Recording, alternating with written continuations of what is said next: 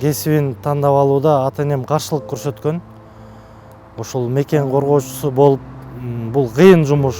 Бул деген чыныгы эркектердин, чыныгы жигиттин жумушу деп көп айтчу. Аябай тоскоолдуктар бир туугандар тараптан, ата энем тараптан, туугандар тараптан аябай бут тосуулар, тоскоолдуктар көп болгон. Бирок ошого карабастан мекенди коргоого кызыгып, айрыкча офицер болууга кызыгып, ошондон улам аскер кызматкери болуп калдым.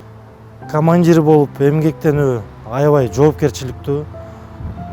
Сенин кол астыңда сага окшогон дагы бир көп жигиттер болот. Аларды башкаруу керек, туура тарбиялоо керек. Ар кандай күжүрмөн даярдыктын мерчемделген иш-чаралар менен аларга сабак өтүү керек. Аскердик даярдыктын түрлөрүн, ар кандай сабактарды өтүү керек. Ушундай жоопкерчиликтер бар. Алардын тарбиясына, күжүрмөн даярдыгына, физикалык даярдыгына, коомдук мамлекеттик даярдыгына жооп бересиң. Биздин азыркы Кыргыз Республикасынын куралдуу күчтөрүндө көптөгөн аскер кызматкерлери бар.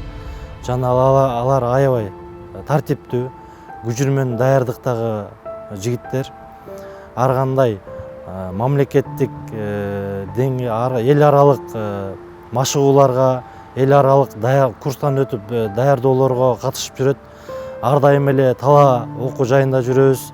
Күжүрмөн даярдыктын негизинде мерчемделген иш-чаралар менен ар дайым алектенебиз.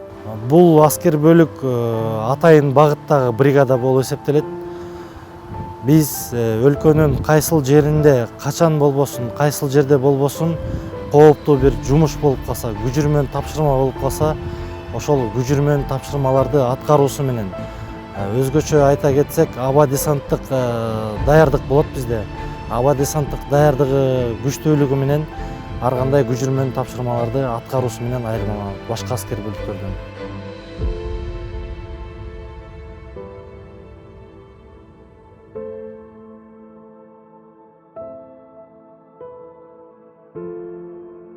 Мен мекен коргоочусу болуп кызмат өтөөдөн сыймыктанам.